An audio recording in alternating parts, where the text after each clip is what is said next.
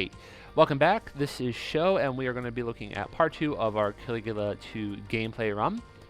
So just kind of coming right back to where we were before, just to make these videos a little bit more digestible. I'm aiming for like 30-minute videos.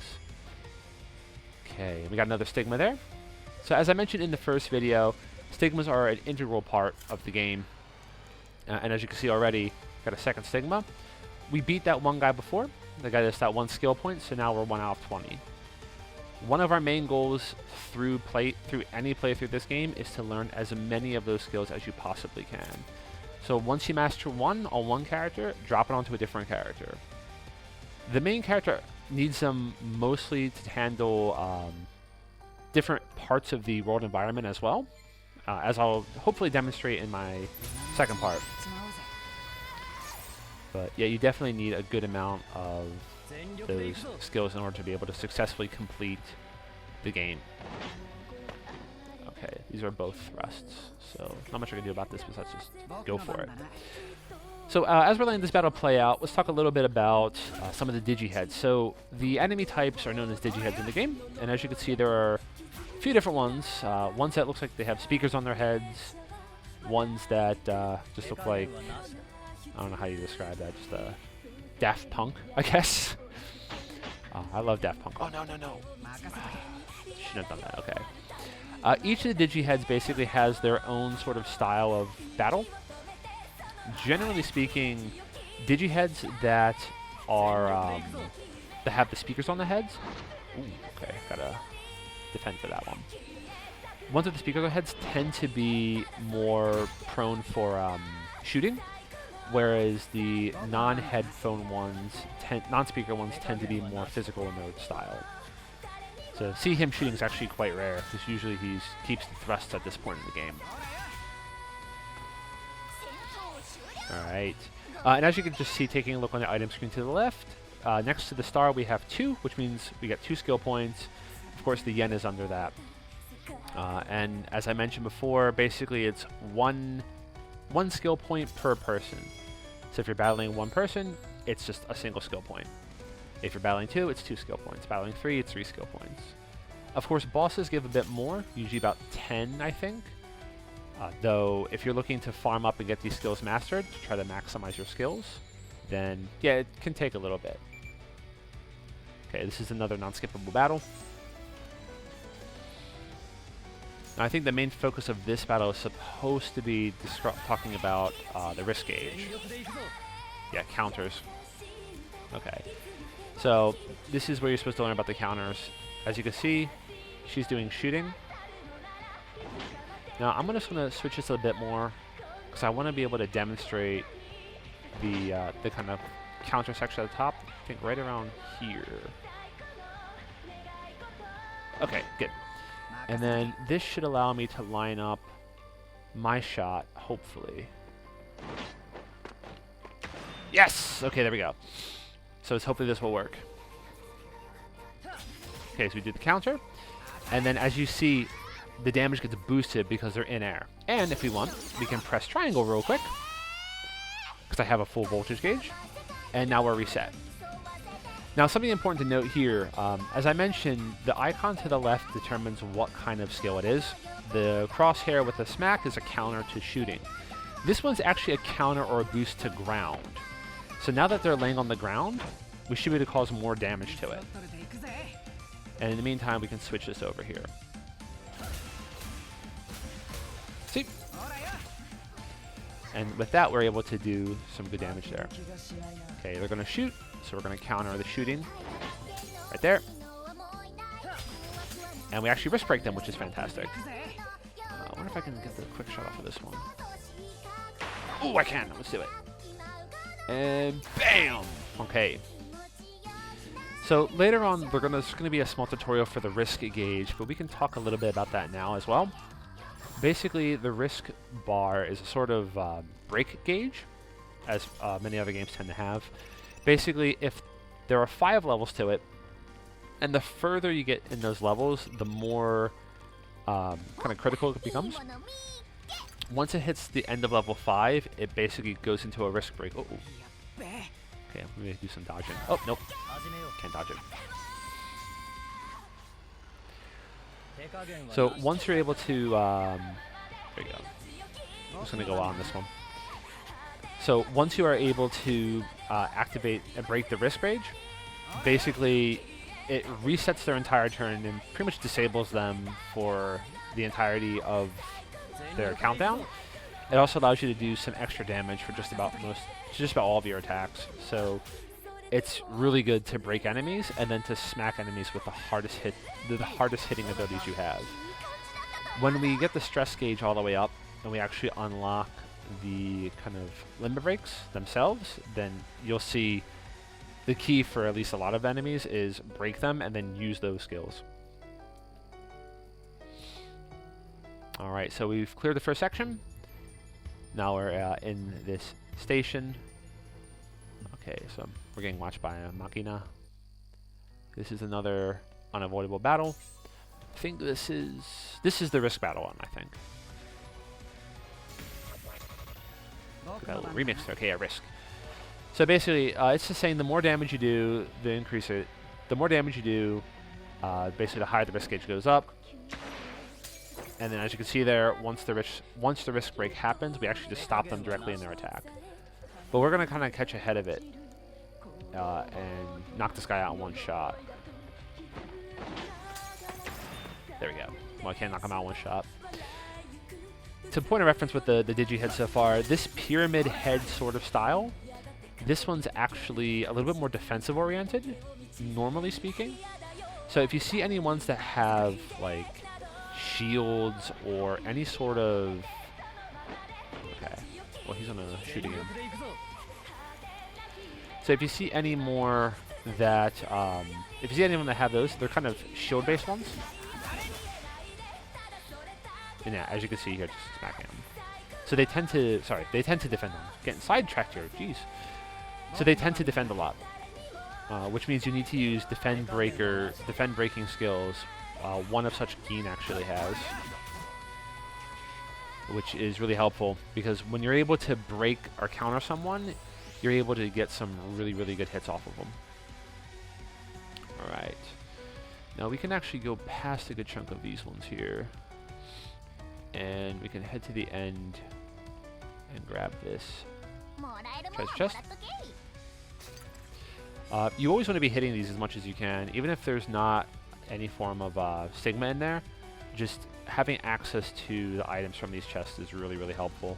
Some of the items you get are really good, like obviously like potions and things like that, but you also have access to other sort of things such as like attack boosters, which can come in handy if you can risk break someone and then use an attack booster and then hit him really, really hard with like one of your limit breaks. All right. Now we have another cutscene coming up here. This is when introduced to my favorite character, Sasara. Yeah, she's I guess the typical ditzy but caring trope.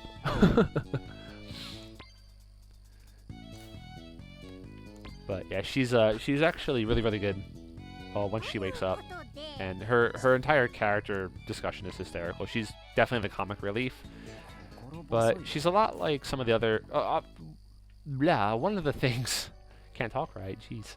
One of the things that really makes Caligula really, really good in my opinion is the character interactions.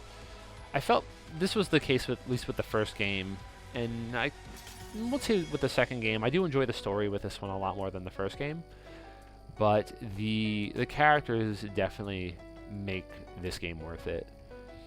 No, they may not be as amazing or as common as the Persona series, but you'll find yourselves enjoying their company a lot, and their backstories are quite intense.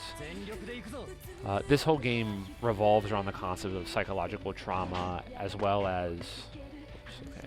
Now we should just go into it. This whole game revolves around the concept of psychological trauma and being able to overcome it.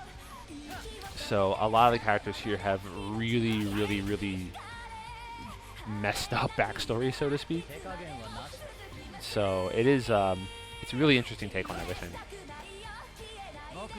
And once you start going through the character episodes and finding out about them, they become really, really, really interesting. Oops, that was a bad choice. Okay, so I was hoping I can kind of interrupt the enemy there and go right into it. But as you noticed, Geen was in the middle of his attack, but when I smacked the voltage, it actually interrupted him too. So that's the catch with using the overdrive, is the overdrive will interrupt all attacks going on at that moment. Mind you, you'll get some good bonuses off of it, but you will basically be stuck. And you'll basically lose whatever you're going to be doing. So it's really important to keep your eyes out for that. Okay, so a few points here. Let's just take a look. Okay, so we're still getting skill points for that. The green is armor. As you can see here, it's increasing our defense and our accuracy. So we just get that equipped. And I think, yeah, it's the same as Geen, so we don't have to worry about him too much for now. All right. So yeah, no, I enjoy the characters in this game a lot. And when you get to start digging up their trauma and figuring out what their issue is, what their deals are, how they kind of came into this place, why they wanted to come into this place, it's really interesting. All right. Now this one coming up ahead here is actually a super strong one. So they tried to teach you the escape function here, but we can actually take them on. So we're going to take him on right now. We just have to check his abilities. Okay, so he's on the thrust. So the best thing for us to do here is to try to bait the thrust. So I'm going to try to wait and then... Perfect. Yeah. You may find at times that you'll need to get hits off of. So the best thing to do would be to try to bait the enemy into using their attack and then dodging them midway through. Of course, by doing that, I've unfortunately... Okay, I might have to defend here. I've unfortunately missed my shots with Geen. So that's actually not cool. Alright, so here, they're going to get stopped. We can hit him in the back. And we should be able to knock some damage into him. I think I can... Oh, no. That was a bad choice. See, this is one reason that using the forecasting system is really important, because you get an idea on where the enemy is going to be and the best way to kind of take care of them. So it's kind of critical. I guess I'm thinking I'm trying to rush a bit too much to get through as much as I can in this section. All right. Okay, so as you can see there, they're going to use a special move. And that's not going to be good. Seems like it's targeted towards me. So what I'm going to try to do is reposition myself. Now, as you can see there, there's nothing but an exclamation point there. When those exclamation points come up, basically they're using a move that cannot be dodged. It will hit you. But if you guard, you can actually counter him. And then it actually knocks him in the air, which allows you to try to get those beautiful counters. Now, since we knocked him down, what I'm going to do here is use my down attack boosted move to cause extra damage. Okay, so he's going to shoot, which means that we can now hit him hard with this. I want to try to hit him with a quick hit. Alright, we also broke him. And we did the boosted damage. Now, you'll notice right there that the wrist break is moving down. Basically, everything works off of a timer in this game. So, if you are not in a menu, or if you're not in a... Oh, okay. Yeah, I'm going to have to move out of the way. So if you're not in a menu and you're not in a any form of kind of forecasting, then the timer will go down. The same as with the voltage bar. The voltage bar will work basically when the voltage bar will be working whenever you are actively moving or doing something in the battle. All right. It's also important to note, too, that I didn't mention before, that there is a limit to how much you can delay an action on the timeline. So as you can see here, I can only go up to that second section in front of us, which I think is maybe around, what, 15 to 20 seconds? So it is important that you cannot, like, fully hammer your bar, like, well seconds ahead. There we go. Okay, and this is actually an important point too. So, as you can see, my gauge is starting to become really low now. My SP gauge off to the right there. There is certain regeneration that happens, but in general, you will not recover enough in the downtime. And when that happens, all of your abilities will be barred out. This is where the soul charge comes into play. So soul charge takes a bit of time, but what it basically does is it fully restores your soul bar, your action bar. So you will need to take hits for this occasionally. Ideally, you would want to have some kind of defending character or someone there to take the hit or to try to cause a counter. But unfortunately, I'm quite limited with just the main character in Gin right now. So there's not much I can really do about it, sadly. Uh-oh. Ooh, okay. Can I get it up? Ah, okay, not really.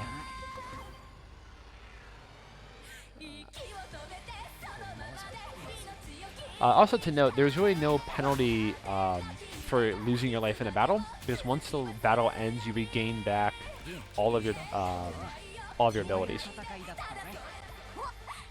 You get back all of your soul points and all of your life, I mean to say. Okay, so we got another one on there. Now, just for the sake of having some progress, we're going to have that one equipped here. Should increase accuracy a bit. But I probably will be switching that off of Gin once the main character learns one of their skills. Okay. So we can head back down here. I think we can dodge these three. Okay. And as you can see, the tutorials keep on piling on. Again, in the beginning, you get a lot of tutorials and information. The nice thing, too, is it's not just limited to tutorials up at that bar. You're actually also given notifications of when skills finish mastering. So when one of that happens, I'll definitely point it out. But it is nice. So if you are taking the time to do some farming, as you probably should do in a jrpg such as this, then you'll be able to... Got another one, sweet. Then you will be able to really do well in kind of managing your time. Okay. Now, if you notice there, I did swap out the the accessory stigma. Again, my biggest suggestion, and I mentioned this in the review as well, is getting your hands on those passive skills. There are certain stigma you can get in the game where their only function is just to boost your stats, like that opening one we had for attack. It's fantastic to have it, but it's incredibly important to... However, it is incredibly important to make sure that you are maximizing all your stat gains as much as possible. Alright, now this is another required battle. And I also highly suggest making sure that you do as many battles as humanly possible as you go through the level, because as we'll see when we finally reach the boss, it can be incredibly challenging. Okay. So this is talking about what I mentioned before about attacks that are uncounterable. As you can see, the exclamation point comes up. So what we want to do here is we want to try to get the guard off on that. And then once the guard comes off, we can basically nail her with Gin's attack. There we go. And now from here, we can start hitting her with our own attacks. Alright. Now my voltage bar is at max, but I don't want to use it yet because this whole section of the game, or this whole battle, is just devoted towards learning how to guard. And yeah, needless to say, it's not really too difficult to grasp. So I want to kind of burst through her as much as possible. Oh. I should have waited for those hits to go off. I think I might have made a mistake there with that one. Come on. Oh, no. That was so close. Okay, so the override skill is up now, though I don't want to waste it on this one here. We can use that in a little bit actually, because we have a sort of sub-bosses coming up. Okay. Also, just a note here as well, you'll see next to Gin, our yellow-haired sub-character, that number 2 has appeared from the number 1 that you may have been seeing. This is basically his relationship gauge. So, essentially what this is as you battle with your party members, they will have a gauge that will increase over time. Once it levels up a certain amount, whether it's once, twice, 3 times, you'll basically be able to unlock the character episodes with them. So if you're looking to really get a good amount of information from the characters, and you're looking to get to learn about them and get more information about the story, you definitely want to sink your teeth into that. Okay, yep, key points. So keep the characters you want to keep in the battle Now, I think there's a treasure chest over here. Yep. But I'm going to kind of slide past these guys. What I found is just by doing this multiple times, obviously the higher level you are with the more skills you have, the easier the final boss is. Got a weapon one there. Okay. So as you can see, get some good bonuses for that one. We want to do that. Okay. Obviously the higher level you are, the better. For Machias, I think as long as you're around level... I would say... probably on level 7 to 9, you should be fine. Alright. And we're coming up to the next section here. There's another treasure chest there, but I don't know if I can reach it. Come on! Oh! Uh-oh. Oh! Oh! So eventually they'll stop chasing you if you run too far away from them, but... yeah. So let's get into the battle here. Are you serious? Okay. Let's show off the special overdrive moves. So I wonder if will I be able to get this off as a question. Oh good, okay. So we're just gonna have Gin do whatever. Now the stress bar is that yellow bar that you've seen at the bottom there. And yeah, just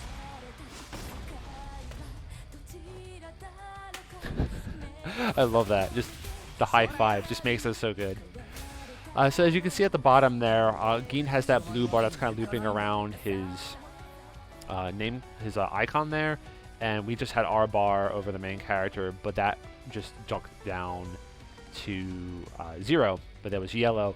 Basically, once that bar reaches all the way around and becomes yellow, you'll be able to activate that overdrive mode. And it deals pretty good damage, as you can see there. Now, each character has their own sort of overdrive, so it's not always limited to a single point. Okay, so this is the enemy guard tutorial. So as you can see, if I were to hit him here, then I'm obviously going to have a problem. But what I'm going to do is I'm going to try to push it down a little bit here. And then I'm going to use Gin's Defend Breaker. Perfect. So bam, and then up we go. I found that the main character's kind of jumping spin move, the shooting counter, tends to work really well when it comes to dealing with these guys. Dealing with almost any enemy.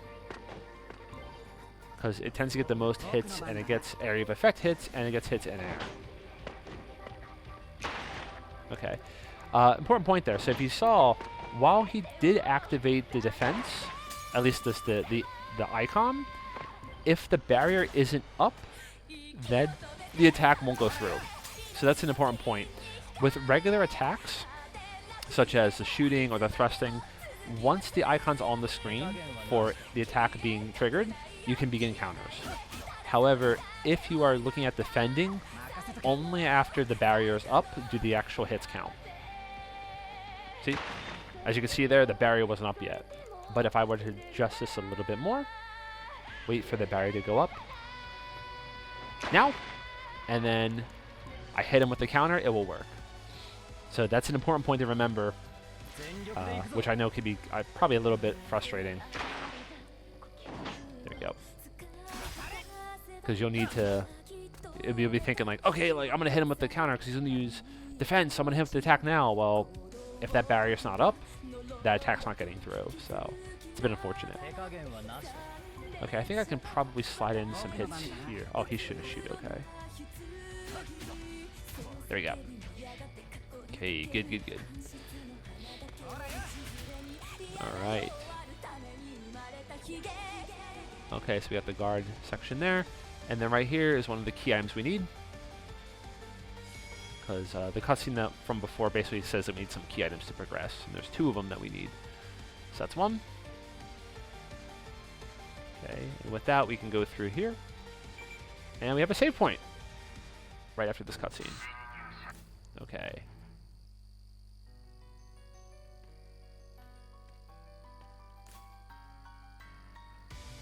Alright. So, perfect. We're at the save point here.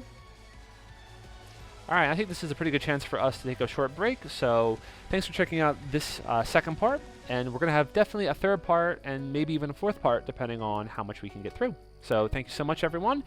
Please be sure to like and subscribe if you want to continue getting more updates. And I'll be seeing you around. Cheers!